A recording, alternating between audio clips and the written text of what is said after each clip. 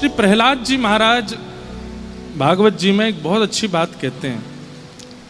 आप लोग जब प्रहलाद जी का दर्शन करो तो कहीं ये मत सोचिएगा कि छोटे से लाला हैं, छोटे से बालक हैं, इनको इतना ज्ञान नहीं है, सहज स्वभाव है, सरल हैं, पिता के द्वारा की गई उत्पीड़नाएं सह रहे हैं, ऐसा नहीं है। प्रहलाद जी का नाम महाभागवतों में सबसे पहले आता है और ठाकुर जी स्वयं कहते हैं कि जहां ठाकुर जी कहते हैं महीनाओं में ये मैं हूं, इनमें ये मैं हूं, उनमें ये मैं हूं। भैया ये हेलीकॉप्टर लैंड करा लो, अब जब कीर्तन हो बस तभी चलाओ इसको।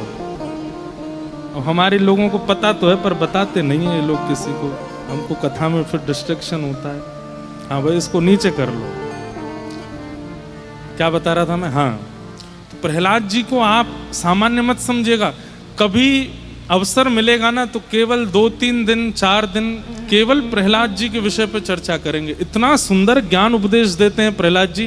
एक भक्ति पथिक को उन उपदेशों को सुनना चाहिए। अभी अभी मेरे मन में आया तो मैंने वो भाव खोला। श्री प्रहलाद जी महाराज भागवत जी में एक बात कहते हैं, बहुत ध्यान से सुनिएगा कि मत न कृष्णे परत स्वतो वा मिथोभिपेत्य गृह व्रतानाम् अदांत गोभे वशतां तमिस्त्रम् पुनः पुनश्चर्वित चर्वणानाम्।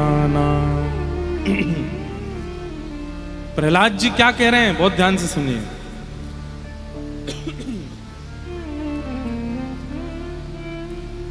जैसी स्थिति मीराबाई की हो गई ऐसी हमको अनुभव क्यों नहीं होती? जैसा अनुभव नरसिंह मेहता को हो गया वैसा हमको क्यों नहीं होता? जैसा अनुभव सूरदास कुंभनदास आदियों को हुआ, इतने दिन से हम लोग कर रहे हैं, हमको वहां अनुभव क्यों नहीं होता है ठाकुर जी का? तो श्री प्रहलाद जी कहते हैं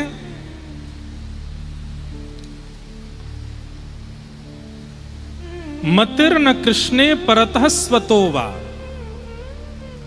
आपके चाहने से आप कृष्ण से प्रेम नहीं कर सकते। आप चाह लो मन में कि मुझे वृंदावन बिहारी लाल से प्रेम हो जाए, राधा रमण जी से प्रेम हो जाए, राधा वल्लभ जी मुझको अच्छे लग जाएं, श्याम सुंदर सदा हमको प्यारे रहें, हम उन्हीं के रहें, वो हमारे रहें। प्रहलाद जी कह रहे हैं आपके चाहने से नहीं हो सकता ये, आप कितना भी चाह लो। और फिर प्रहलाद जी कहते हैं किसी के बताने से या किसी की कथा सुनने से या किसी का सत्संग करने से भी कृष्ण आपको प्रिय लगने लग जाए, ये भी संभव नहीं है। तो इसलिए जो हम लोग बहुत कभी कभी भूल जाते हैं कि देखो हमारी कथा सुन के इनको कृष्ण भक्ति हुई, हमारी कथा से इनको वृंदावन प्रिय लगने लगा, किशोरी जी प्रिय लगने लगी। प्रहलाद जी ने हमारे इस अहंकार पर पानी डाला है। प्रहलाद जी कहते हैं ना तो अपनी इच्छा से कोई कृष्ण से प्रेम कर सकता है, ना किसी के बताने पर, किसी के सुनाने पर, किसी के सत्संग से कोई कृष्ण से प्रेम कर सकता है। तो बोले फिर वो कृष्ण से प्रेम होता कैसे? बोले कृष्ण प्रिय लगने लगे उसके 2 ही कारण हो सकते हैं। कौन कौन से? बोले पहला, कृष्ण को आप भा जाओ, उनको आप भा गए। सब लोग इधर देखिए, ध्यान से सुनिए। हमारो भैया ये वाला कूलर बंद करा दो, ये पहले बंद कराया तो फिर कोई चालू कर गया, इसको कर दो।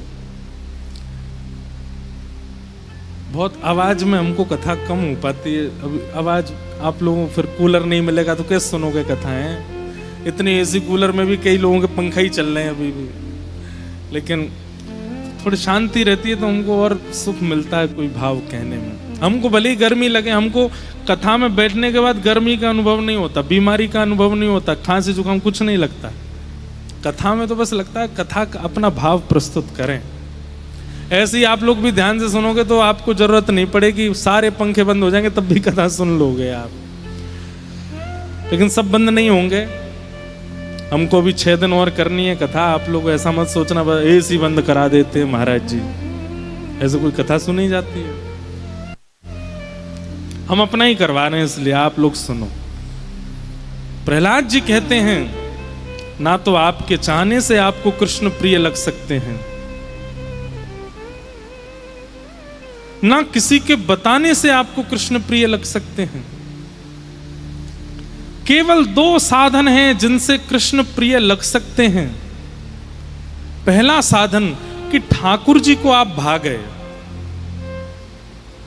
अब यहां बैठे सब लोग सोच रहे होंगे कि हम वृंदावन जाते हैं, राधा रमन जी जाते हैं, राधा वल्लभ जी जाते हैं, बरसाने जाते हैं, कथा सुनते हैं, इसका मतलब हम ठाकुर जी को भागे। नहीं,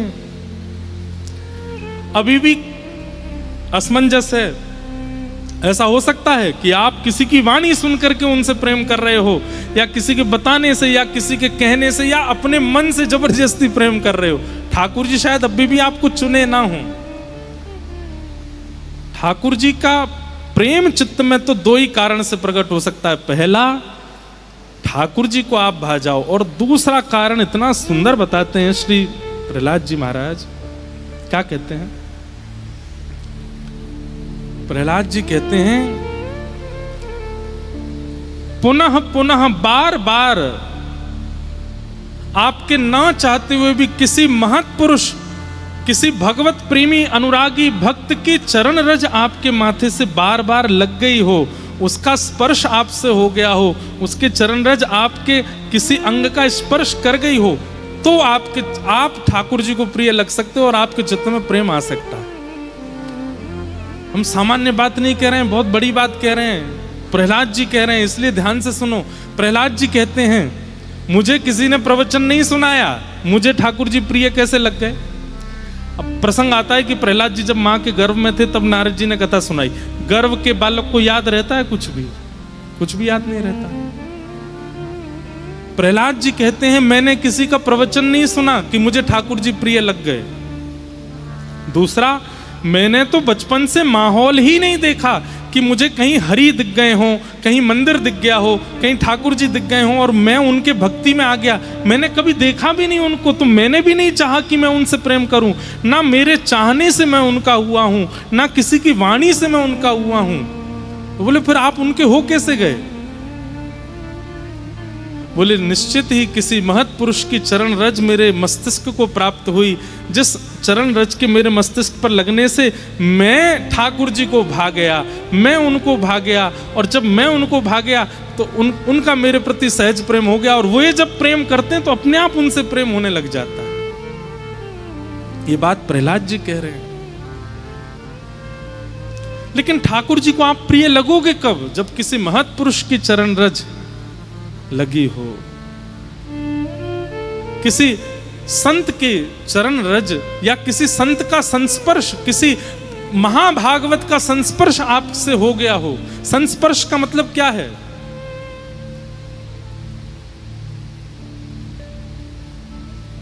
उसकी चरण रज प्राप्त हो गई हो, उसके प्रसाद का कोई कण प्राप्त हो गया हो, या उसने दृष्टि भर के आपको देख लिया हो और उसके मन में ये बात आ गई हो कि आपके चित्त में प्रेम आ जाए, तो उसके चाहने से आपके चित्त में वो प्रेम आ जाएगा, तो ठाकुर जी आपसे प्रेम कर लेंगे। सीधी बात। प्रहलाद जी कहते हैं, जब तक कोई महत् पुरुष हमारे प्रति ये भावना नहीं रखता कि हम ठाकुर जी को प्रिय लगें, तब तक हम ठाकुर जी के हो ही नहीं सकते। चाहे कोई कितनी कथा सुन ले, चाहे कोई कितना मन बना ले, निश्चित ही कोई महत् पुरुष हमारी ओर दृष्टि करके ये भाव रख लेता है, इसको ठाकुर जी प्रिय लग जाएं, ये कितना अच्छा है, इसको ठाकुर जी मिल जाए। उसी से ही कृपा होती है, उसी से ही ठाकुर जी मिलते हैं।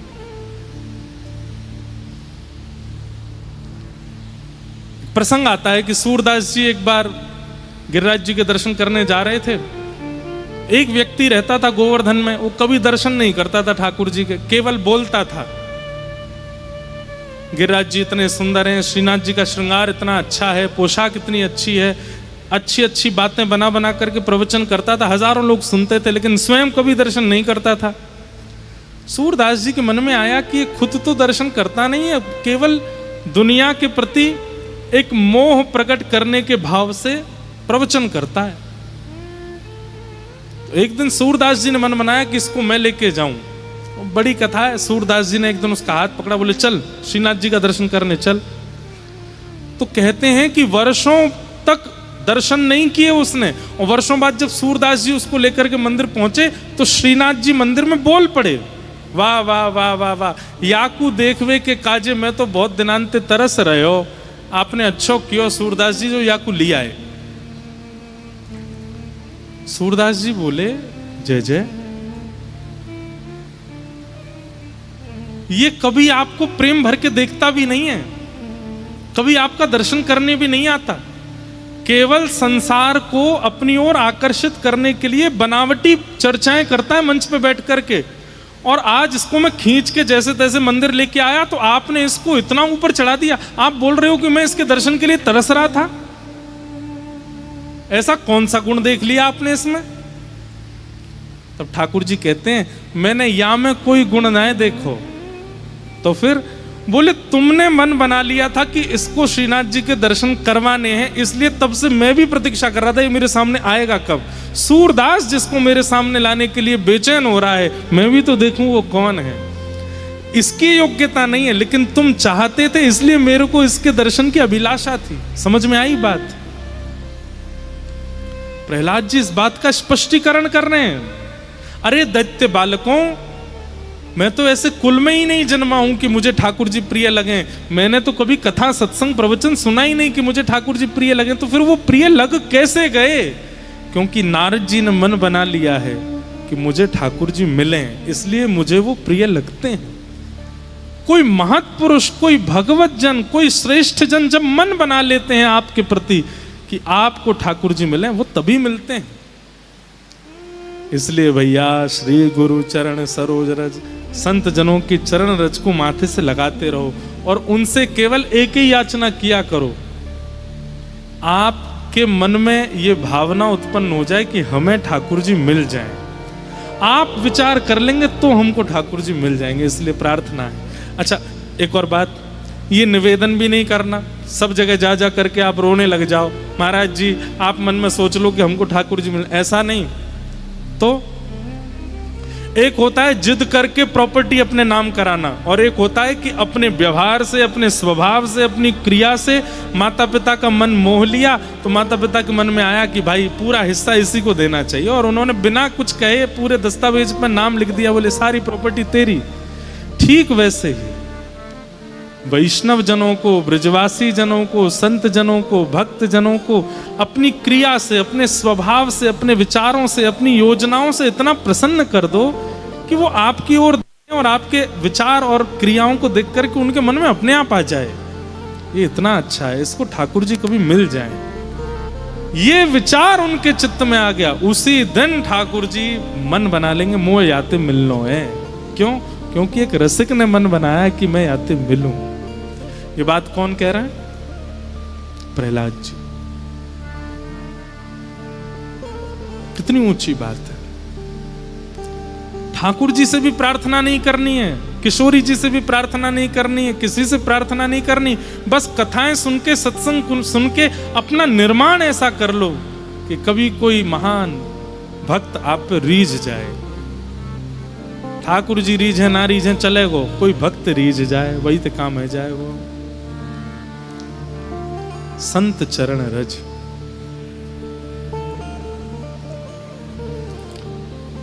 गोस्वामी तुलसीदास जी की कल जन्म जयंती थी। गोस्वामी तुलसीदास जी को राम जी मिले, ये बात तो सबको पता है। स्वयं श्री हनुमान जी महाराज उनकी रक्षा में रहते थे कि कोई इन पर आंच ना आ जाए। स्वयं देवादिदेव महादेव काशी विश्वनाथ इतना प्रेम करते थे गोस्वामी तुलसीदास जी से। लेकिन कभी गोस्वामी तुलसीदास जी के जीवन चरित्र को आपने देखा? उनका जीवन कैसा था, उनका भाव कैसा था? एक प्रसंग आता है, एक बार गोस्वामी तुलसीदास जी वृंदावन आए, तो वृंदावन में श्री भक्तमाल ग्रंथ के निर्माण का भंडारा चल रहा था। श्री नाभा गोस्वामी जी ने भक्तमाल ग्रंथ की रचना करने के बाद जरा भंडारा किया वृंदावन में। उसमें भारतवर्ष के सब संत आए, उसमें फिर गोस्वामी तुलसीदास जी भी आए। तो जैसे आप सब लोग इतनी संख्या में बैठे हैं, ऐसे ही गोस्वामी जी भी आए, तो इतनी संख्या में भीड़ बैठी थी तो पीछे ही बैठ गए, सबसे पीछे बैठ गए गोस्वामी तुलसीदास जी महाराज। कहते हैं कि जब सामग्री परोसने का समय आया तो खीर परोस रहे थे सबको। तो आज भी वृंदावन में ऐसा नियम है कि जब कहीं जरा भंडारा होता है ना, तो संत जन अपने अपने टिफिन लेके जाते हैं, अपने अपने छोटे छोटे टिफिन ले जाते हैं, बाकी सब सामग्री तो वहीं पाके आते हैं, खीर उसमें भरवा के लाते हैं और फिर उसको प्रेम से सुबह पालेंगे, फिर रात में पालेंगे, थोड़ी थोड़ी ठंडी करके पाते हैं। तो खीर परोस रहे थे सब, अपने अपना बर्तन आगे करके उसमें खीर ले रहे थे। वहीं गोस्वामी तुलसीदास जी के पास जब खीर परोसने वाले पहुंचे, उन्होंने कही कहाँ है तुम्हारा बर्तन, कहाँ है बर्तन लाओ। तो गोस्वामी जी के पास तो बर्तन था नहीं। सोचने लगे क्या करें, अरे जल्दी करो भाई, अपना बर्तन आगे करो। तो कहते हैं कि गोस्वामी तुलसीदास जी ने देखा कि इतने रसिक संत जन वहां बैठे, उनके सबकी पादुकाएं बाहर उतरी हुई हैं। उनमें किसी महापुरुष की पादुका जूते की आकृति में थी, उसमें थोड़ा अवकाश था। तो वही पादुका लेकर के आए और आगे करके बोले इसमें दे दो खीर, या में कर दो। तो जो खीर परोस रहे थे वो गुस्सा हो गए, अरे पात्र नहीं लेके आए हो, और ये क्या किसी महाराज की जो पादुका उठा करके कह रहे हो इसमें दे दो। तो कहने लगे नहीं भैया हमको इसी में ही दे दो, हमको इसी में ही पान करना है। अरे ऐसे कैसे दे दें, इसमें ये अपवित्र है, ये ऐसा। अरे नहीं नहीं ऐसा मत बोलिए, इस जूती का कितना बड़ा सौभाग्य है। एक तो ये व्रजरज में रही है, 24 घंटा ब्रज की रज इसको लगती रहती है, वो व्रजरज जिसमें श्री कृष्ण श्री किशोरी जी अपने अपने निरावृत चरणों से विचरण करते हैं, वो व्रजरज इसको अंकित कर चुकी है। दूसरा, कोई महापुरुष इसको धारण करता होगा, उसके चित्त में प्रिया प्रियतम विराजमान होंगे, वो प्रिया प्रियतम को विराजमान करके चलता होगा, नीचे से ब्रजरज लगती होगी, ऊपर से उस महत्पुरुष की चरण रज लगती होगी। ये तो महापवित्र, इससे पवित्र पात्र तो हो ही नहीं सकता। अब तो मेरी भी हट है कि मैं इसी में ही खीर पीऊंगा। गोस्वामी तुलसीदास जी ये बात दूर खड़े श्री नाभा जी सुन रहे थे, जिन्होंने भक्तमाल की रचना की। और ये देखते ही उन्होंने चरणों में प्रणाम करके कहा, आप ऐसे ही गोस्वामी तुलसीदास नहीं है, आपको ऐसे ही राम जी मिल नहीं गए, ऐसे ही हनुमान जी 24 घंटे आपके साथ नहीं रहते हैं, ऐसे ही काशी विश्वनाथ आपकी रक्षा में तत्पर नहीं रहते हैं। आपका भाव संतों के चरण रज के प्रति, आपका भाव वैष्णवों के प्रति जो है ना गोस्वामी जी, इसी के कारण राम जी आपके हो गए, राम जी आपको प्राप्त हो गए। और उसी समय नाभा जी ने भक्तमाल में जितने भक्त हैं उन सबको तो पुष्प का दर्जा दिया, और श्री नाभा जी को सुमेरु, श्री गोस्वामी तुलसीदास जी को सुमेरु का दर्जा दिया। तो माला में खूब सारे पुष्प होते हैं, लेकिन जो मध्य में बीच में होती है माला, नीचे की तरफ जो मुख्य माला होती है, मुख्य पुष्प होता है, उसको सुमेरु बोलते हैं। सुमेरु का दर्जा किसको दिया? गोस्वामी तुलसीदास जी। इन जैसा भक्त नहीं हुआ। हमारी बात को बहुत ध्यान से सुन लीजिए। ठाकुर जी को रिझावे में मत लगे रहो, पूरा जीवन निकल जाएगा, आपको नहीं रिझेंगे वो। अगर रिझानो है तो कोई वैष्णव को रिझाओ, कोई रिझानो है तो ब्रजवासीन को रिझाओ, रिझानो है तो कोई भगवत भक्त को रिझाओ। वो यदि रीझ गए आपसे तो ठाकुर जी को रीझनो पड़ेगा, और कोई उपचार है नहीं ठाकुर जी के पास। और इस बात का प्रमाण स्वयं श्री प्रहलाद जी महाराज कह रहे हैं कि मत न कृष्णे परतस्वतो वा मिथो विपद्ये त्रिगृहै व्रतानां आदान्तगोभे विशतां तमिस्त्रं पुनः पुनश्चर्वितचर्वणा।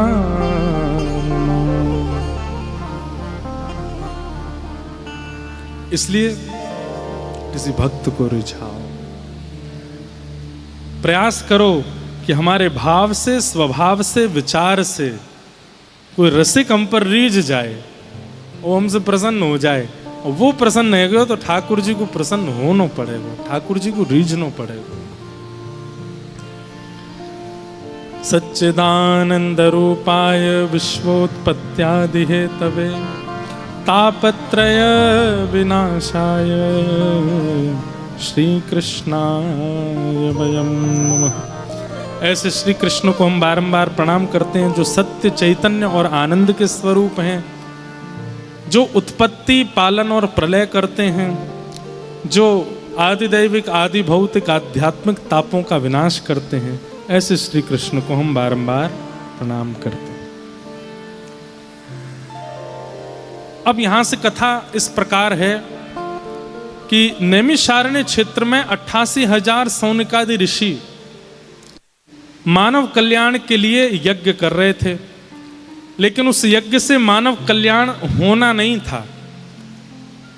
तभी वहां सूत जी का आगमन हुआ और एक विद्वान को देखकर के सब ऋषियों ने मन में विचार किया कि मानव कल्याण का साधन इनसे पूछते हैं कि कैसे होगा। बंधु, एक बात बताइए, कल्याण इज इक्वल टू क्या? आप कल्याण किसको मानते हो?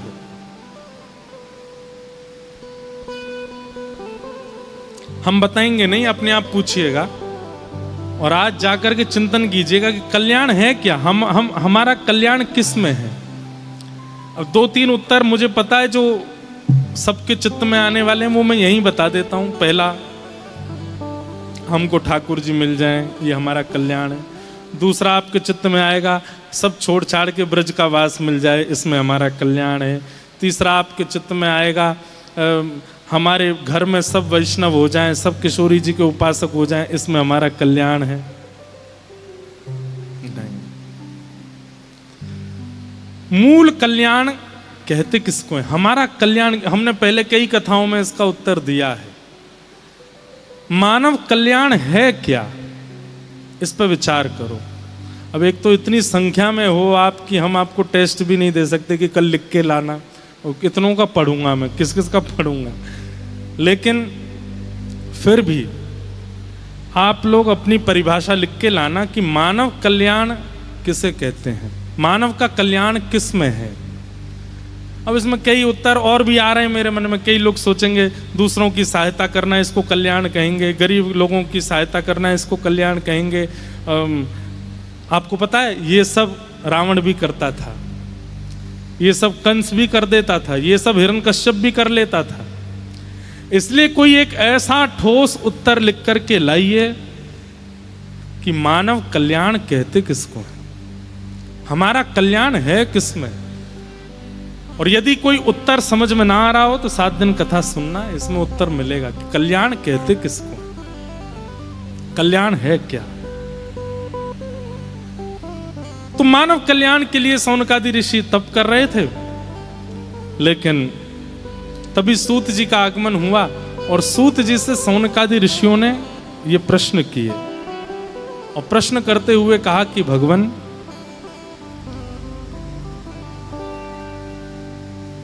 श्रेयसां यद्भवेत् श्रेय पावनानां च पावनम् कृष्ण प्राप्ति करम सस्व साधनम तद्वदाधुना। क्या प्रश्न किया? श्रेष्ठ से श्रेष्ठ, पवित्र से पवित्र और जल्दी से जल्दी कृष्ण प्राप्ति का साधन क्या है, कृपा करके हमको बताओ। सौनकादि ऋषियों ने क्या प्रश्न किया? श्रेष्ठ से श्रेष्ठ, पवित्र से पवित्र कृष्ण प्राप्ति करने का साधन क्या है, कृपा करके हमको ये बताओ।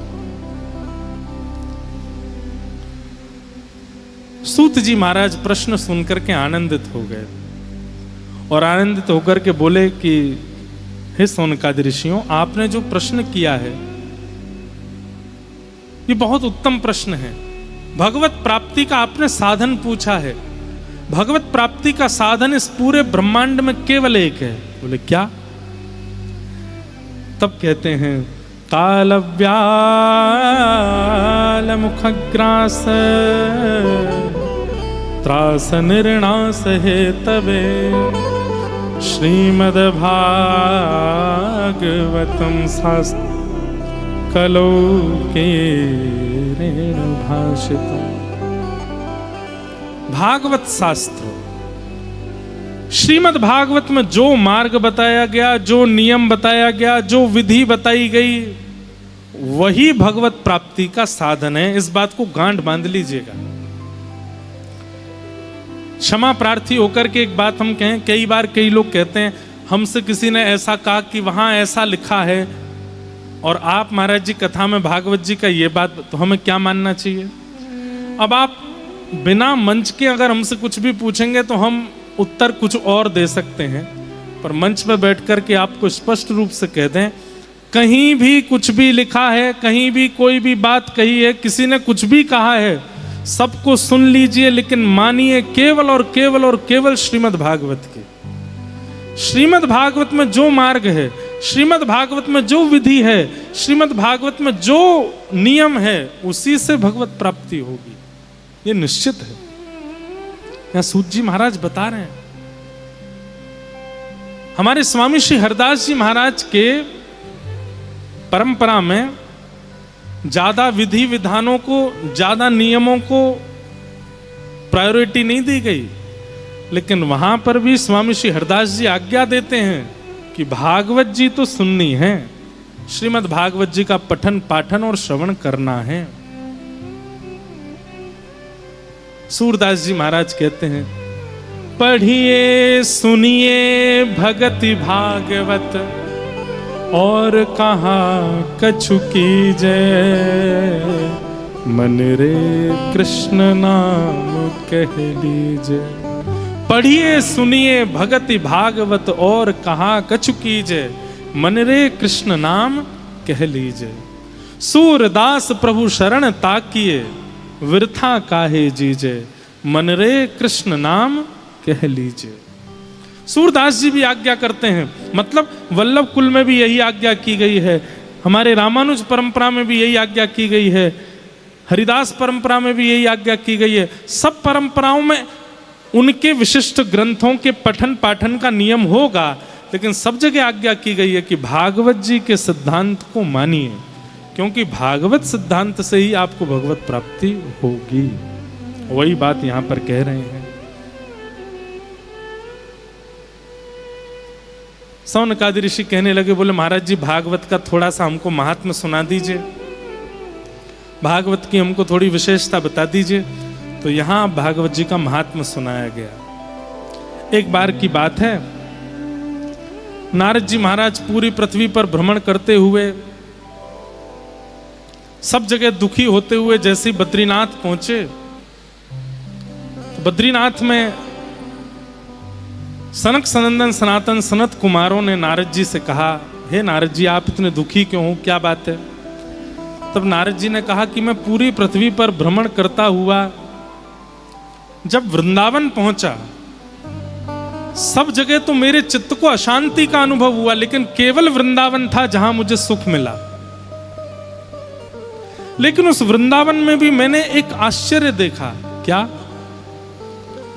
कि एक परम युवती है, परम युवा कन्या है, लेकिन उसकी गोद में दो वृद्ध लेटे हुए हैं। और युवा की गोद में दो वृद्धों का लेटना यह शुभ संकेत नहीं है। तो मैंने पूछा, देवी तुम कौन हो, इतनी युवा हो और तुम्हारी गोद में ये दो वृद्ध कौन लेटे हैं? तब उसने अपना परिचय देते हुए कहा कि मैं भक्ति हूं और ये दोनों मेरे पुत्र हैं, ज्ञान और वैराग्य।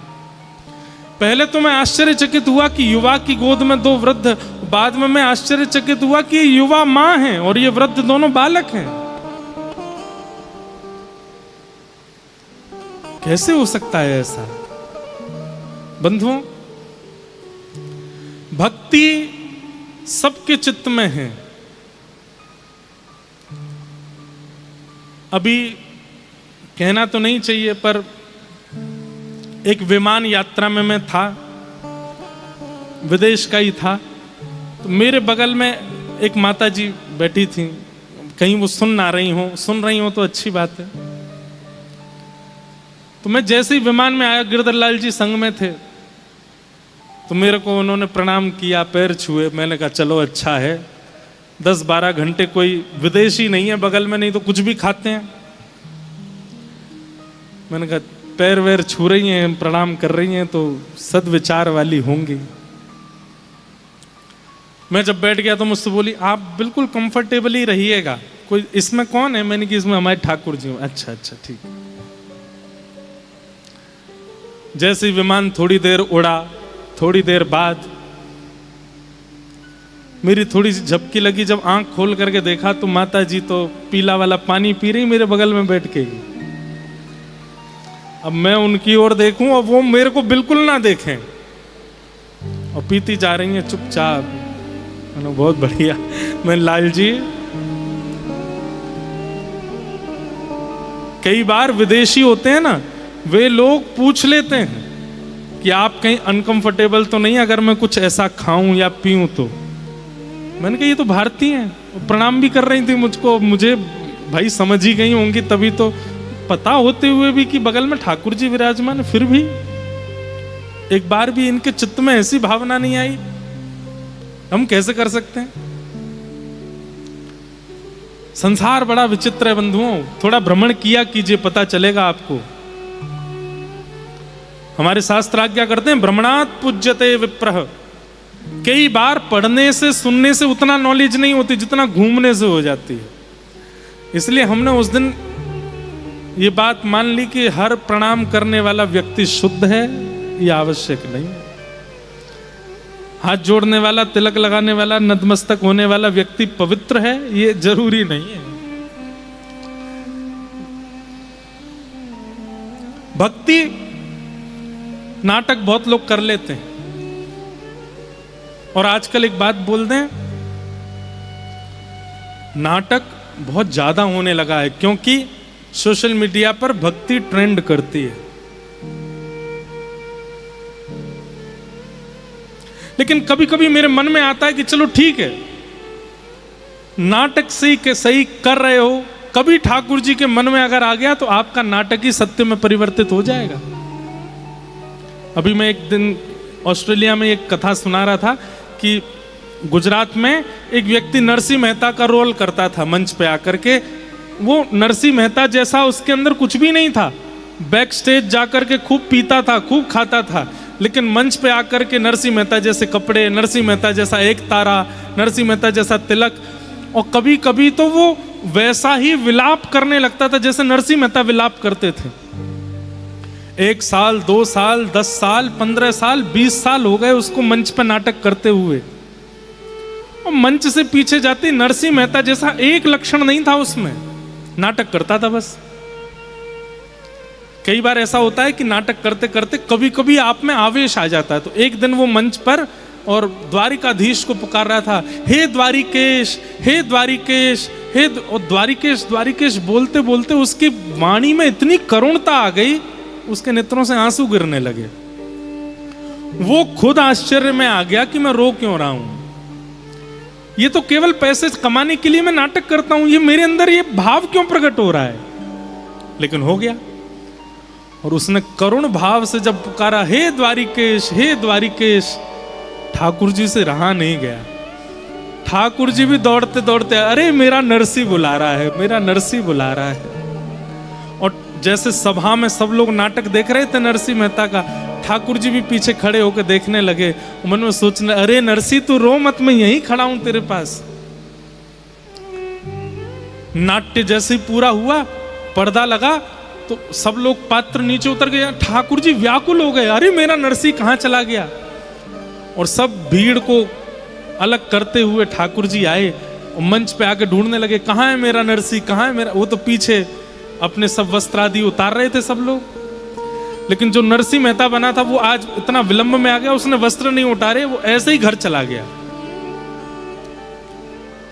तभी उसने देखा कि एक दिव्य प्रकाश पीछे से आ रहा है, चंदन की सुगंधी आ रही है, छम छम छम छम पायलों की ध्वनि आ रही है। उसने सोचा ये मेरे पीछे कौन चल रहा है, और जैसे ही पीछे मुड़ करके देखा तो नेत्र सजल और चतुर्भुज रूपधारी श्री द्वारिकाधीश खड़े हैं और दौड़ करके कह रहे हैं, अरे मेरे नरसिंह मेरे गले लग जाए। ठाकुर जी ने जैसे उसको हृदय से लगाया, रोते रोते बोला, हे नाथ मैं नरसिंह नहीं हूं। ठाकुर जी ने कहा, तू नरसिंह नहीं है? तो उसने अपना वास्तविक नाम बताया। इतना सुनते ही ठाकुर जी व्याकुलता में अंतर ध्यान हो गए। उस दिन उसको इतनी ग्लानि हुई, पहले तो बहुत रोया, ढूंढा, ठाकुर जी नहीं मिले। फिर मन में भाव आया, मैं जीवन भर केवल नाटक करता रहा नरसिंह मेहता का, और उस नाटक में केवल नाट्य करने से, जिसका मैं पैसा लेता हूं, उसके वजह से मुझे ठाकुर जी मिल गए।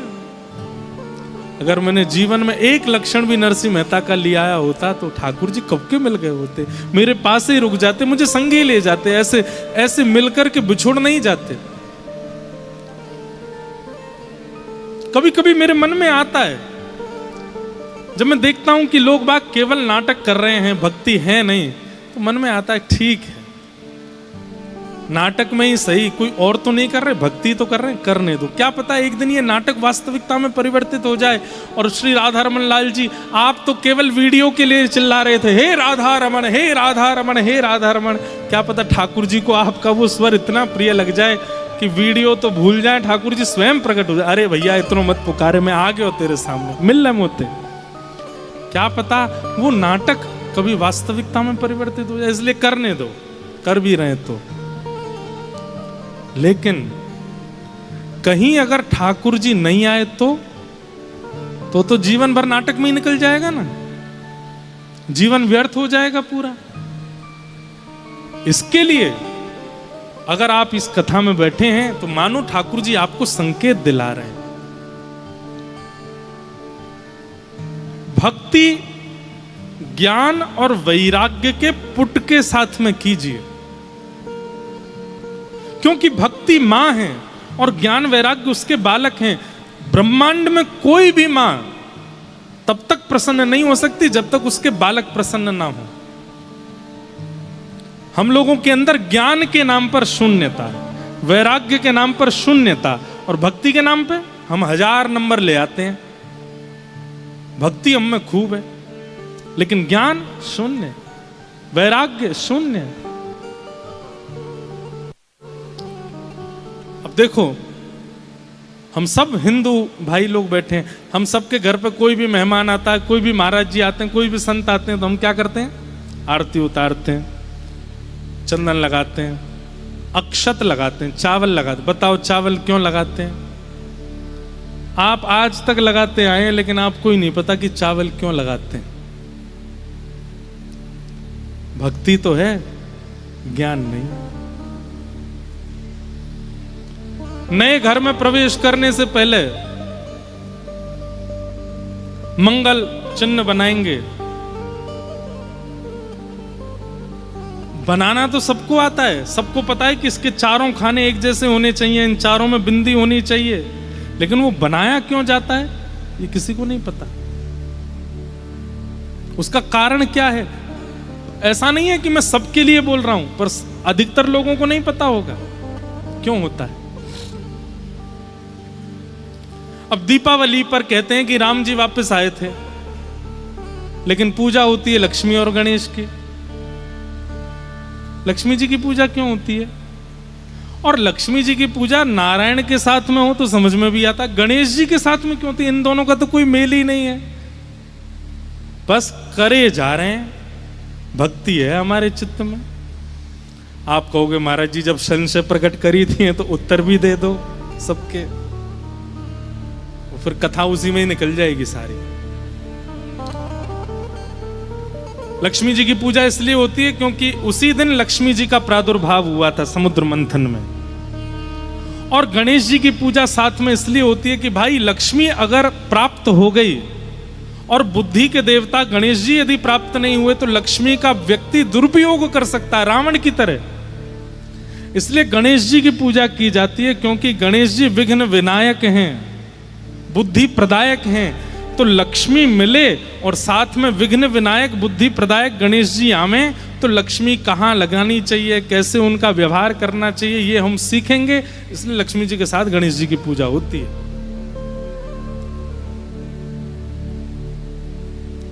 अक्षत किसी के माथे पर इसलिए लगाया जाता है, तिलक लगा करके हम उसका स्वागत चिन्ह करते हैं। हमारे शास्त्रों में नियम है कि माथा सूना नहीं रहना चाहिए। सूना माथा देखने से पुण्य नष्ट होते हैं। अब जो रखता है सूना माथा उसका तो क्या ही होता होगा। अगर कोई सूना माथा है, माथे पर कोई चिन्ह नहीं है, तिलक नहीं है, स्वरूप नहीं है, और वो अगर हमारे सामने आ जाता है, हमारे भले ही तिलक लगाए लेकिन सूने माथे वाले को जब हम देख लेते हैं तो हमारे ही पुण्य घटने लगते हैं, उसका तो क्या ही होता होगा। इसलिए हमारे यहाँ नियम है, जब भी कोई मेहमान आए तो पहले तिलक लगा देते हैं कि भैया तुम हमारे घर आकर के पुण्य छीण मत कर देना, आपके तिलक देख करके हम सबके पुण्य बचे रहें। अक्षत क्यों लगाते हैं? अक्षत अक्षय का प्रतीक है। अक्षय मतलब जिसका कभी क्षय नहीं होता। आपकी आयु अक्षय हो, आपका ज्ञान अक्षय हो, आपकी बुद्धि अक्षय हो, इसलिए अक्षत लगाते हैं। और भी कई प्रमाणित और शास्त्रीय बातें। मेरा पूरी बात कहने का एक ही मंतव्य है, भक्ति तो है, ज्ञान शून्य। भक्ति तो है पर वैराग्य शून्य। सोचो, जहां बच्चों का प्रवेश नहीं है और जहां बच्चे नहीं आ सकते वहां मां प्रसन्न रहेगी। इसीलिए हम लोग भक्ति तो करते हैं, भजन तो करते हैं, लेकिन हमारे भक्ति में, हमारे भजन में ज्ञान नहीं है। अब कई लोग ऐसा कहेंगे, महाराज जी वृंदावनी भक्ति में तो, प्रेम लक्षणा भक्ति में तो ज्ञान की आवश्यकता नहीं होती, वैराग्य की। ये सब बातें कहने की हैं।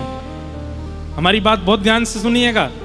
वृंदावनी भक्ति में प्रेम प्रधान होता है, लेकिन ऐसा नहीं है कि वहां के प्रेमी में ज्ञान नहीं है। ज्ञान है पर ज्ञान दिखेगा नहीं। जैसे ब्रज की गोपियां,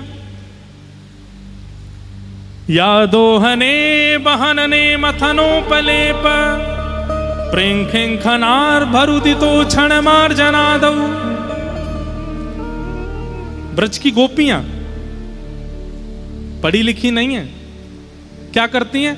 गोबर का लेपन करती हैं, अपने घरों में दही मथती हैं, जमुना जल भरने जाती हैं, गैया का दूध काढ़ती हैं, यही आता है बस उनको, इसके अलावा कुछ नहीं है।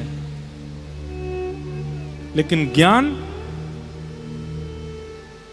अब उनका ज्ञान दिखाई नहीं देता है, लेकिन जब वो ज्ञान बोलने पर आती हैं तो ब्रज की गोपियां जब भ्रमर गीत बोलती हैं ना, उद्धव जी महाराज हिल जाते हैं। मधुपक तब बंधो माश प्रशांग्रिम सपत्न्याः कुच विलुलित माला कुंकुमश्मश्रुभिर्नः बहतु मधुपतिस्तन मानिनी नाम प्रसादम यदु सदसि विडंब्यम यस्य दूतस्त्वमिद्रिक। अरे साक्षात बृहस्पति के शिष्य उद्धव, जिनके आगे उद्धव जी पता है क्या करते हैं? भगवान को भी करेक्ट करते हैं। क्या करते हैं? ठाकुर जी भी जब प्रवचन करते हैं ना, तो ठाकुर जी के प्रवचन में क्या करेक्शन होना चाहिए, ये उद्धव जी का काम है। ठाकुर जी जब प्रवचन करके जाते हैं स्वधर्मा सभा से, तो फिर उद्धव को बुला, उद्धव आज हमने प्रवचन में कोई गलती की? बोला हाँ आज आपने ये गलती की, ये गलत बोला, ये गलत, आगे से ध्यान रखेंगे। वो हैं उद्धव जी महाराज। और उनकी स्थिति, जब उद्धव जी वृंदावन गए, मन में सोच के गए थे, गोबर लेपने वाली गोपियां, दूध काढ़ने वाली गोपियां मेरे ज्ञान को क्या समझ पाएंगी। और जब गोपियों की परिस्थिति और वाणी का जब उन्होंने श्रवण किया, अपनी झोली फैला करके विधाता से कहते हैं, आशा महो चरण रेणुज श्याम हम श्याम वृंदावने किमपि गुलमलतौषधीना। हे विधाता, यदि मेरे जीवन में कोई पुण्य बचे हों और उन पुण्यों की वजह से मेरा पुनः पृथ्वी पर जन्म होना हो तो कृपा करके इस वृंदावन का छोटा सा पौधा बनाना। विधाता पूछने लगे पौधा क्यों बनना है? वृक्ष भी बन सकते थे, पेड़ भी बन सकते थे, पर तुमको पौधा ही क्यों बनना है जो कभी बढ़े ना, छोटा ही रहे? ऐसा पौधा क्यों बनना चाहते हो उद्धव? बोले ताकि जब जब हवा चले तो इन ब्रज की गोपियों की रज उड़ उड़ करके मुझे सनाती रहे, मेरे जीवन में और कोई कामना ना रहे, बस इन ब्रजवासियों की चरण रज में मैं सदा संलिप्त रहूं, इसलिए मुझे छोटा सा पौधा बना देना नाथ। ये उद्धव जी मांगते हैं गोपियों से मिलने के बाद। आप कैसे कह सकते हैं कि वृंदावनी भक्ति में ज्ञान नहीं है?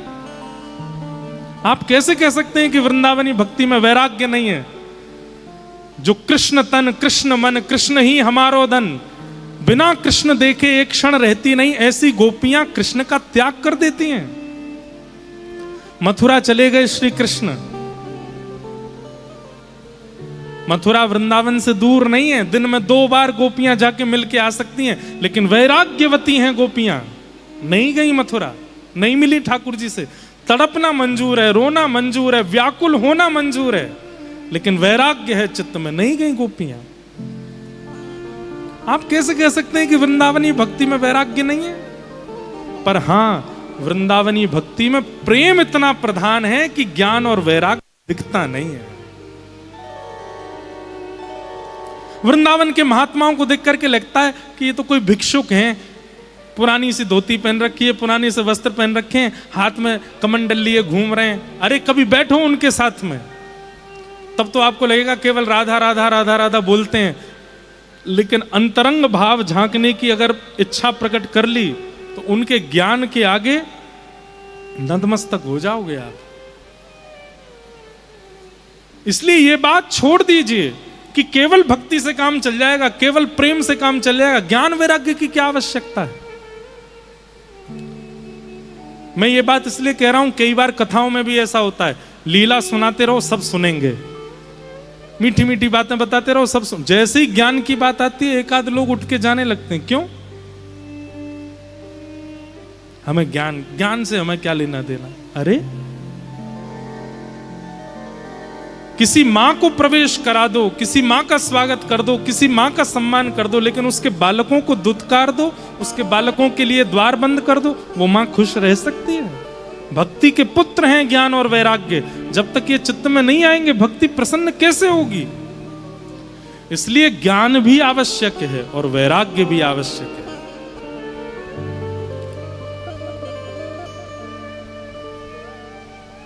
आप ब्रज की गोपियों को कम ज्ञानी मत समझिए।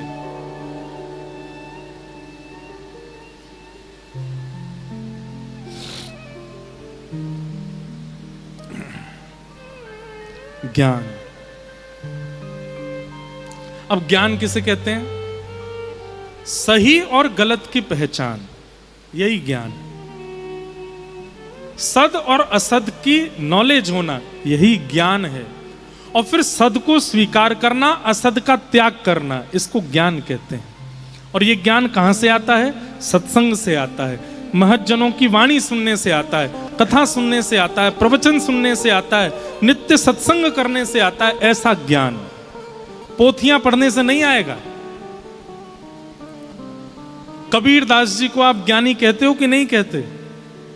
कबीरदास जी को ज्ञानी कहते हो, लेकिन कबीरदास जी से तो हस्ताक्षर करने भी नहीं आते थे। अगर कोई ग्रंथ खोल करके रख दिया जाए तो कबीरदास जी पढ़ भी नहीं सकते थे, लेकिन कबीरदास जी के जो भाव हैं उनके ऊपर पूरा विश्व नतमस्तक हो जाता है। एक बहुत सुंदर पद है कबीरदास जी का, ये वो कबीर गा रहे हैं जो पढ़े लिखे नहीं हैं, लेकिन ज्ञान देखो। डर लागे और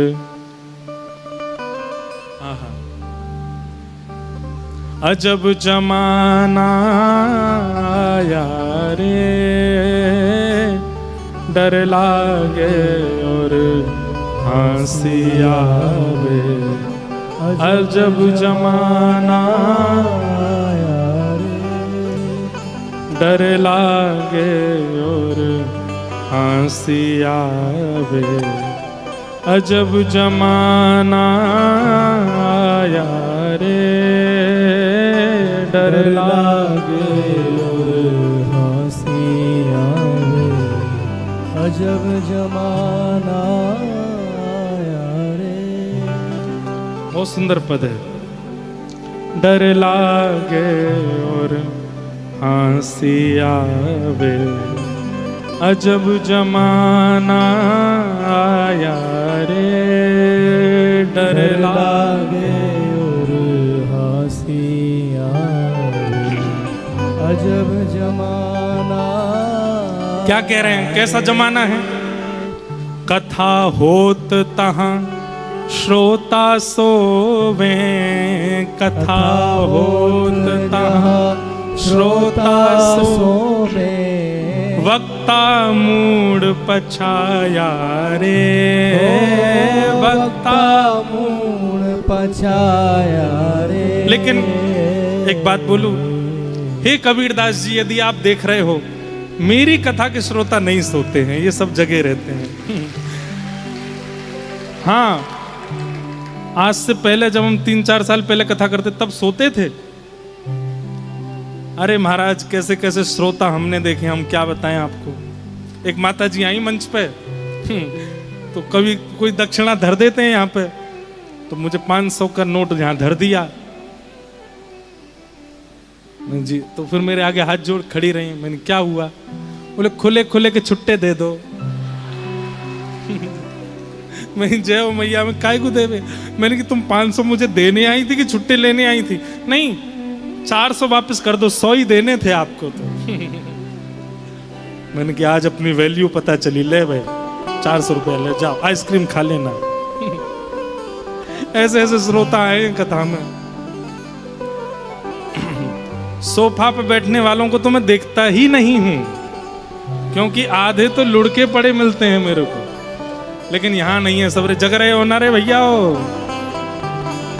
जगे रहो, सोना नहीं। हाँ, कबीरदास जी कहते हैं डर लागे और हंसी आवे, अजब जमाना आया रे। गाओ सब लोग। डर लागे और हंसी आवे, इनसे तेज आवाज होनी चाहिए आपकी। जमाना आया रे। अब एक बात सुनो, ये हमारे प्रेम जी और दूसरे ज्ञान, इनसे आपका कंपटीशन है 7 दिन तक। ये दोनों माइक पे चढ़ चढ़ के गाएंगे, आपको इनसे तेज ही रखनी है अपनी आवाज, ठीक है? बस ये याद रखना है, आपने इनको हरा दिया तो ठाकुर जी आपको मिल जाएंगे, ठीक है? बस इतना याद रखना कि ताल में गाना। कहीं बेताल हो गए तो फिर इनको ही मिल जाएंगे ठाकुर जी फिर तो। आहा। बोले कथा होती है तो श्रोता सो जाते हैं। अच्छा ठीक है, मान लीजिए कि तन से नहीं सोए, लेकिन मन से तो कई लोग सोए रहते हैं। कथा हो जाने के बाद उनसे पूछो कथा सुन के आए? बोले हाँ जी। क्या सुना? वो भूल गए क्या सुना। थी बहुत अच्छी कथा, 1-2 बातें अच्छी अच्छी बताई थी महाराज जी ने, बाकी पूरी बात हमको इतनी याद नहीं है। इसका मतलब क्या था? सो ही रहे थे। तो कबीरदास जी सही कह रहे हैं। लेकिन होए जहां कहीं स्वांग तमाशा, होए जहां कहीं स्वांग तमाशा, तनिक ना नींद सताया रे, तनिक ना नींद सताया रे। ओ डर लागे और हंसी आवे, अजब जमाना आया रे। ओ डर लागे और हंसी आवे, अजब जमाना आया रे।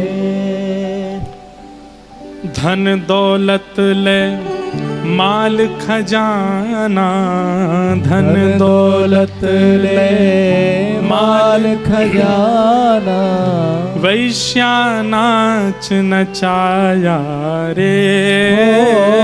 वैश्या नाच नचाया रे।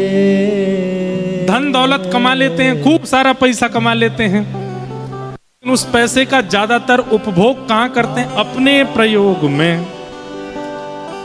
कई लोगों को कहो भैया वृंदावन में ऐसे ऐसे कोई योजना बन रही है, अनाथों के लिए थोड़ा दान करो। हाँ कर देंगे थोड़ा सा। कमाई कितनी होती है? 100 करोड़ की, और दान कितना कर रहे हैं? 11,000 रुपये। इतने में ही कर लो महाराज जी।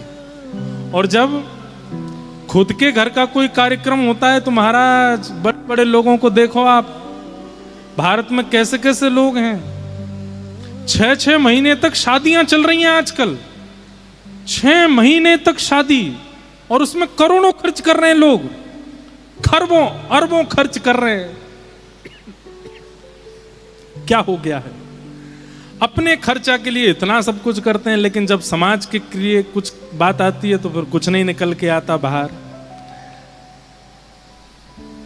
धन दौलत ले माल खजाना, धन दौलत ले माल खजाना, वैश्या नाच नचाया रे, वैश्या नाच नचाया और मुट्ठी भर कोई अन्न जो मांगे, मुट्ठी भर कोई अन्न जो मांगे, कहे लाज नहीं आया रे, कहे लाज नहीं आया रे। कोई साधु महात्मा या कोई भी मुट्ठी भर अन्न भी तो तुमको मांगने में शर्म नहीं आती है? कुछ काम धंधा करते नहीं हो, मांगने आ गए हो।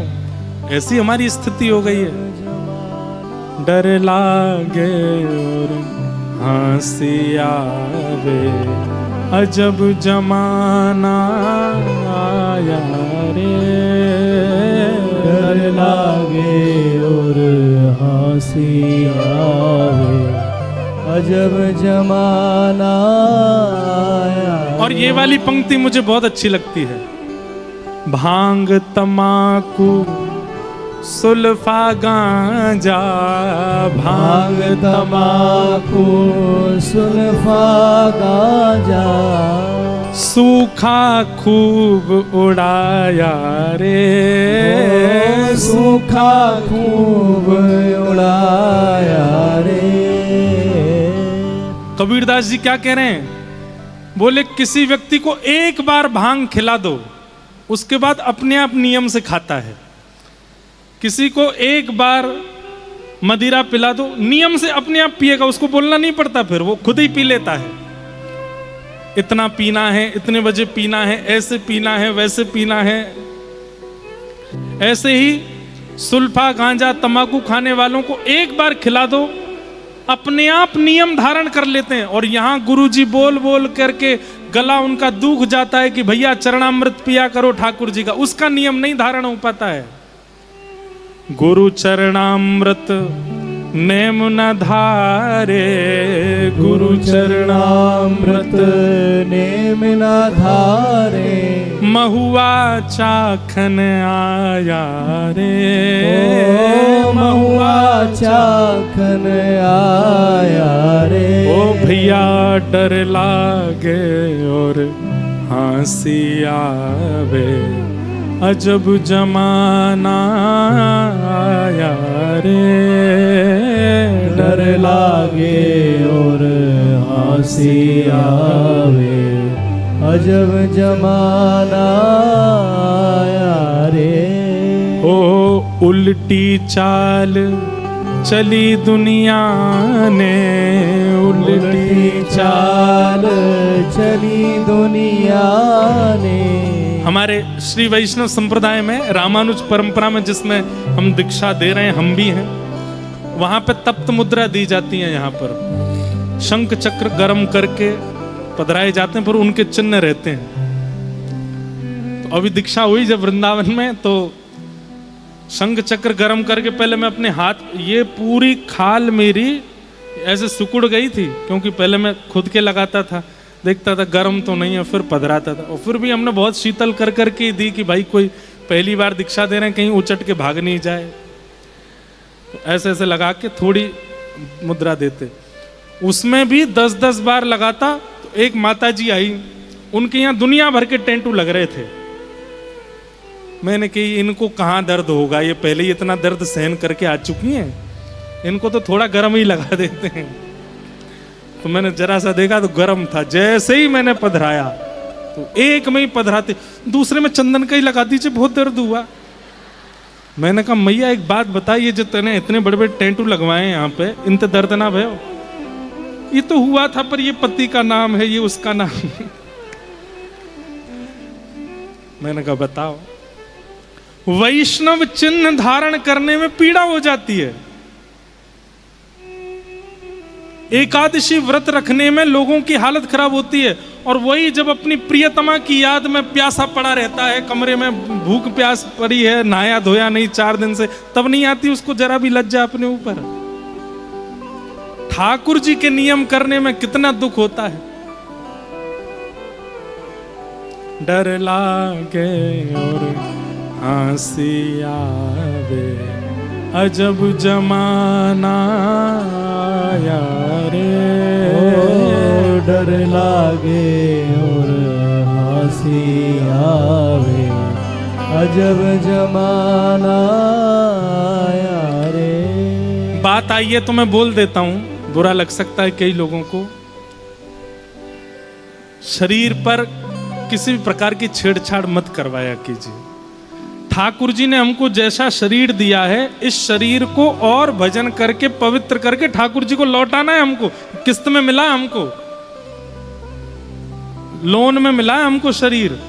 लोन तो चुका नहीं पाए, बल्कि जैसे किसी को किराएदार को आपने घर दे दिया, उससे कह दिया भाई 6 महीना के लिए ले लो, 6 महीना बाद दे देना। अब 6 महीना में उसने खूब कील ठोक करके और पूरे घर का पलस्तर निकाल दिया, पंखा उतार दी, सब वापस लेने जाओगे तो आप नाराज होगे कि नहीं भाई तूने क्या किया, मेरे घर का पूरा जैसा दिया था वैसा ही वापस कर हमको। अब उसके बाद वो कितना भी रंग रोगन करावे, कितना भी, एक बार घर छेड़ दिया तो दोबारा पुराना जैसा नहीं हो सकता। इसलिए अब जिन्होंने ये घर छेड़ दिया है, अब वो तो कुछ कर नहीं सकते, पर जिनका अभी बचा हुआ है, बचे ही रहना भैया, कुछ करना नहीं। इस शरीर से ज्यादा छेड़छाड़ नहीं करनी किसी भी प्रकार की। कोई ये हम कह रहे हैं ठाकुर जी का भी स्वरूप क्यों बनाना है? हनुमान जी की तरह चित्त में धरो ना, यहाँ सीना चौड़ा करके दिखाओ तो यहाँ बैठे हैं श्री राम जानकी, बैठे हैं मेरे सीने में। और बाहर बैठाने का क्या अभिप्राय है? इसलिए प्रयास कीजिए कि अगर कुछ बने भी हैं चिन्ह वगैरह, तो उनका थोड़ा प्रायश्चित कर लीजिए और आगे नहीं बनवाइएगा। ठाकुर जी का स्वरूप रहने दीजिए। अगर ये प्रमाणित होते, किसी ने मुझे कहा कि ठाकुर जी की भी तो लिलिहार लीला है, लिलिहार लीला बनाई है, उसका कोई ऐसा प्रमाणित कोई कहीं पर वर्णन नहीं है। और लिलिहार लीला में वो जो बनाने का जो भाव है, उसमें मेहंदी जैसा ही कोई सब्सटेंस है जिससे लिख दो, कुछ दिन बाद वो उड़ जाता है। हमेशा वो रहने वाला क्रम नहीं होना चाहिए। बाकी आप लोगों का जीवन है, ज्यादा कुछ कह नहीं सकते। ज्यादा कुछ शरीर पर निर्माण करवाओ नहीं। ठाकुर जी ने जैसा शरीर दिया है, इसको खिला पिला करके मस्त रखो, भजन करके, गंगा स्नान करा के, यमुना स्नान करा के, संत चरण रज लेकर के इसको खूब और पवित्र करो। पवित्र करके ठाकुर जी को वापस करना है। इस पर ज्यादा छेड़छाड़ मत किया कीजिए। उल्टी चलन चली दुनिया ने, उल्टी चलन चली दुनिया ने, ताते जिय घबराया रे। ताते जिए घबराया रे। हे भैया कहत कबीर, सुनो भई साधो। कहत कबीर, सुनो भई साधो। कहत कबीर, सुनो भई साधो। कहत कबीर, सुनो भई साधो। अभी समझ जाओ, नहीं तो पाछे फिर पछताया रे। पाछे फिर पछताया रे। ओ डर लागे और हंसी आवे, अजब जमाना आया रे। डर लागे और हंसी आवे, अजब जमाना आया रे। शब्द किसके हैं? कबीर दास। पढ़े लिखे नहीं है, कुछ नहीं जानते, अपना हस्ताक्षर करना भी नहीं जानते, वो कबीर दास। ज्ञान देखो, नॉलेज देखो, बुद्धि देखो। इसको क्या कहते हैं? सद और गलत की पहचान होना ही ज्ञान कहलाता है। बहुत नॉलेज होना ज्ञान नहीं होता। सब छोड़ देना वैराग्य नहीं होता है। सबके बीच रहते हुए भी किसी पर मन ना आना, इसको वैराग्य कहते हैं। बस इतना ज्ञान और इतना वैराग्य चित्त में लिया और भक्ति महारानी प्रसन्न हो जाएगी। भक्ति महारानी की प्रसन्नता के लिए क्या करें? ज्ञान वैराग्य को युवा करने के लिए क्या करें? तब सनत कुमारों ने कहा, सत्कर्म सूचको नूनम ज्ञान यज्ञ स्मृतो बुधई। ज्ञान यज्ञ करो। बोले ज्ञान यज्ञ क्या है? बोले श्रीमद् भागवत, यही ज्ञान यज्ञ है, उसी से ही कल्याण होगा। तब भागवत की कथा हुई और भागवत की कथा सुनकर के भक्ति के दोनों पुत्र ज्ञान और वैराग्य युवा हो गए। भक्ति सुतौ तौ तरुणौ गृहीत्वा प्रेमैक रूपा सहसा विरासीत। श्री कृष्ण गोविंद हरे मुरारे नाथेति नामानि मुहुः वदन्ति। भक्ति के दोनों पुत्र युवा हो गए और भक्ति महारानी अत्यंत प्रसन्न। तो कथा सुनने से क्या होता है? ज्ञान वैराग्य युवा होते हैं। यदि इन 7 दिनों में आपको सद असद की पहचान ना हो और सबके बीच रहते हुए भी सबसे मन ना हटे, तो समझना अभी कथा सुनने में कोई चूक की है आपने। अभी यहां पर घेवर लाया जाए और घेवर देखते ही आपकी जीभ में पानी आ जाए, तो समझो 3 घंटा आपने व्यर्थ कर दिए। क्या सुना कथा में? अभी भी मन जा रहा है वहां पे। अभी भी इंद्रियों को सुख देने वाली कोई वस्तु प्रस्तुत कर दी जाए और आप उसके प्रति आकर्षित हो जाओ, तो समझ जाओ आपने कथा क्या सुनी। अभी आप लोग कथा सुन रहे हैं, एक बिल्कुल सावधानी से बैठे हैं, और अभी फिल्म का कोई अभिनेता पीछे आकर के खड़ा हो जाए, हल्ला हो जाए कि वो आया, और सब उठ करके भागे। क्या वैराग्य आया आपके चित्त में? ज्ञान और वैराग्य का मतलब नॉलेज होना और सब छोड़ देना नहीं होता है। ज्ञान और वैराग्य का मतलब सही और गलत की पहचान ज्ञान है, और सब कुछ प्राप्त होने के बाद भी मन किसी पर ना आना, ये वैराग्य है। और ये कथा से होगा। आपके आगे बहुवस्तु प्रस्तुत कर दी जाए लेकिन फिर भी आप विचलित ना हो, ये वैराग्य। आपको पता है श्री कृष्ण को पुरुषोत्तम कहा जाता है। क्या कहा जाता है? पुरुष नहीं, पुरुषोत्तम। पुरुषों में भी जो सबसे उत्तम है। क्यों? असंख्य सुंदरी गोपियां चारों तरफ थीं, लेकिन फिर भी श्री कृष्ण विचलित नहीं हुए, इसलिए वो पुरुषोत्तम है।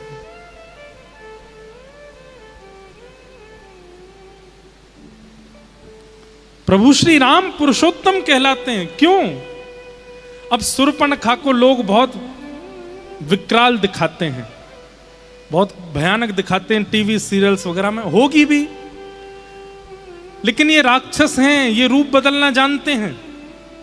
जैसे पूतना अत्यंत सुंदरी बनकर के श्री कृष्ण के पास आई, ऐसी शूर्पणखा भी सुंदर बन के आई होगी, और सुंदरता वे धारण करते हैं मंत्र शक्ति से, अपनी अविद्या से, अपने राक्षस बुद्धि से वे सुंदरता धारण करते हैं। तो फिर छोटी मोटी सुंदरता नहीं लेते होंगे, विश्व पूरा मोहित हो जाए ऐसी सुंदरता धारण करके आती होंगी।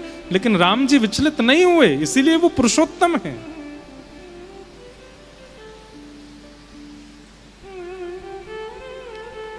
तुलसी, वृंदा अपने पति के प्रति ऐसा पातिव्रत के सामने ठाकुर जी आ गए, तब भी अपने पति के पातिव्रत का नष्ट नहीं होने दिया अपने चित्त में।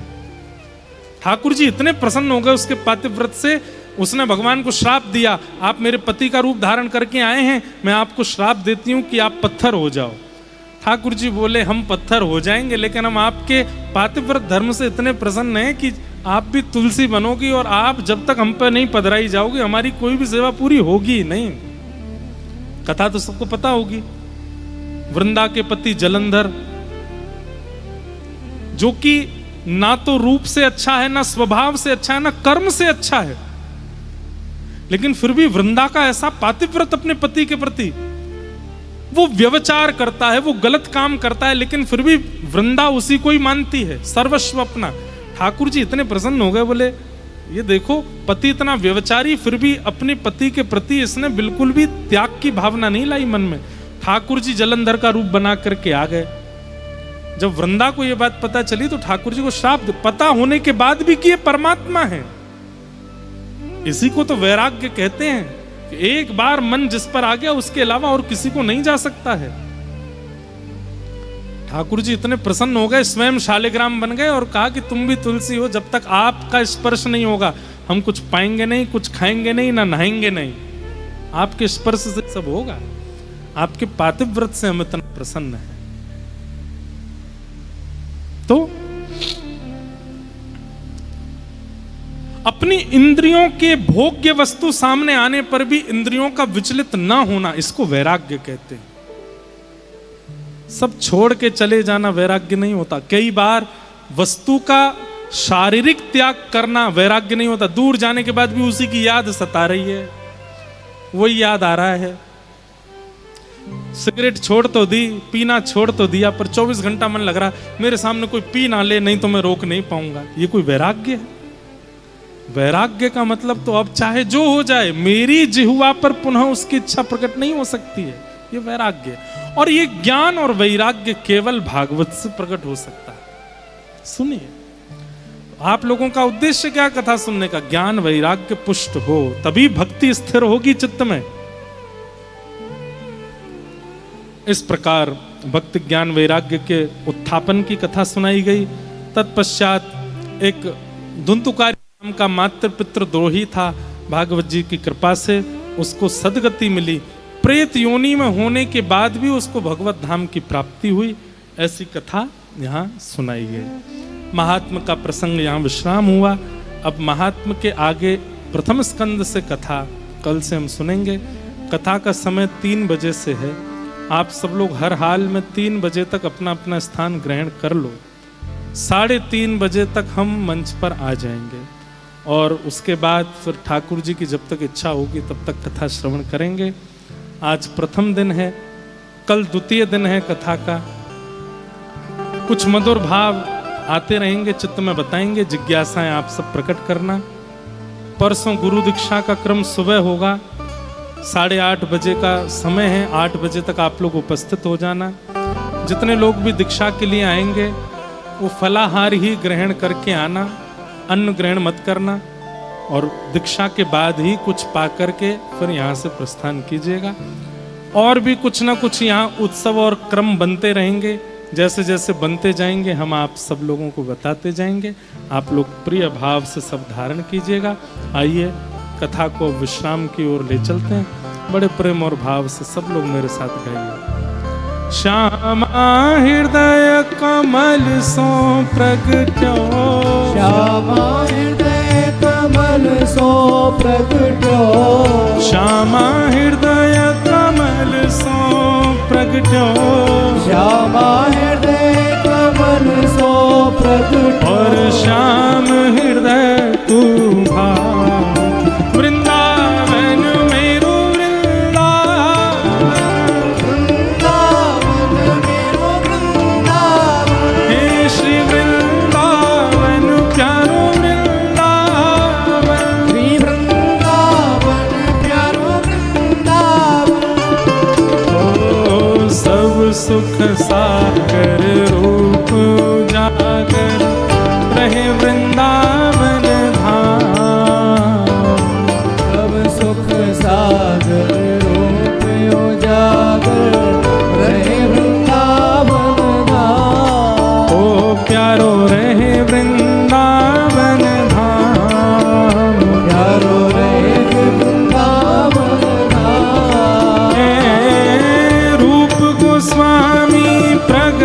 कियो जहाँ रूप गोस्वामी प्रकट कियो जहाँ रूप गोस्वामी प्रकट कियो जहाँ रूप गोस्वामी प्रकट कियो राधा गोविंद रूप निधान वृंदावन प्यारो वृंदावन वृंदावन प्यारो वृंदावन हे श्री वृंदावन मेरो वृंदावन वृंदावन प्यारो वृंदावन रूप गोस्वामी प्रकट कियो जहाँ रूप गोस्वामी प्रकट कियो हे रूप गोस्वामी प्रकट कियो जहाँ रूप गोस्वामी प्रकट कियो राधा गोविंद रूप निधान वृंदावन मेरो वृंदावन वृंदावन मेरो वृंदावन हे श्री वृंदावन प्यारो वृंदावन वृंदावन प्यारो वृंदावन श्री राधा गोविंद देव प्रभु की हो नेक जोर की जय बोलो श्री राधा गोविंद देव की जय दिल्ली वालों दिल वालों की दिल्ली है प्रेम वालों की दिल्ली है लेकिन थोड़ा गले की चोरी करने वालों से सावधान रहना। हमको ऐसा लगा अभी कि कहीं किसी की कुछ चीज निकल नहीं जाए इसलिए सावधानी से आप सब लोग नृत्य करिएगा। दोनों भुजा उठा करके सब लोग भाव से गा। ओ सब सुख सागर रूप उजागर विहरत निस दिन कुंज कलिन में ब्रज जन मन सुख धाम विहरत निश दिन कुंज गलिन में ब्रज जन मन सुख धाम हे मदन मोहन को रूप निरख के मदन मोहन को रूप निरख के मदन मोहन को रूप निरख के मदन मोहन को रूप निरख हे सनातन बल बल जा वृंदावन प्यारो वृंदावन वृंदावन प्यारो वृंदावन हे श्री वृंदावन प्यारो वृंदावन वृंदावन प्यारो वृंदावन मदन मोहन को रूप निरख के मदन मोहन को रूप निरख के सनातन बल बल जा वृंदावन मेरो वृंदावन वृंदावन मेरो वृंदावन हे श्री वृंदावन प्यारो वृंदावन वृंदावन प्यारो बोल मदन मोहन लाल की हे गोपी ग्वाल सब ही और धारे प्यारो गोपी नाम गोपी बाल सब ये वर धारे प्यारो गोपी नाथ प्यारो प्यारो गोपीनाथ प्यारो प्यारो गोपी नाथ बड़ो प्यारो गोपीनाथ बड़ो प्यारो गोपी नाथ हे मधु पंडित जिन कंठ लगायो मधु पंडित जिन कंठ लगा श्री मधुसूदन जिन कंठ लगायो मधुसूदन जिन कंठ लगा और है रही जय जयकार वृंदावन प्यारो वृंदावन वृंदावन प्यारो वृंदावन हे श्री वृंदावन मेरो वृंदावन वृंदावन मेरो वृंदावन मधु पंडित जिन कंठ लगायो जिन कंठ लगा और है रही जय जयकार वृंदावन मेरो वृंदावन वृंदावन मेरो वृंदावन हे श्री वृंदावन प्यारो वृंदावन वृंदावन प्यारो वृंदावन श्री गोपीनाथ महाप्रभु की श्री गोपाल भट्ट जो कि हृदय वेदना प्रगट्यो शालिग्राम। श्री गोपाल भट्ट जो के हृदय वेदना प्रगट्यो शालिग्राम। प्यारो प्रगट